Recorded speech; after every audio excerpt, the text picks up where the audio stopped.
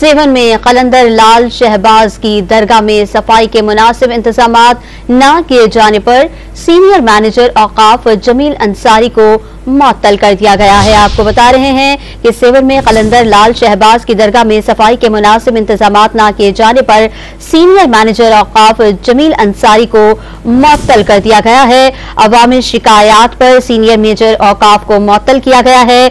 Junior clerk Qasim चन्ना को कलंदर लाल शहबाज की दरगाह का फिलहाल चार्ज दे दिया गया है।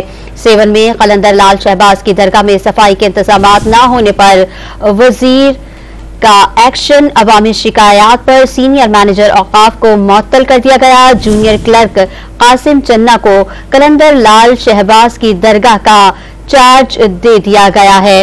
वजीर औकाफ सिंध का कलंदर लाल शहबाज का दौरा।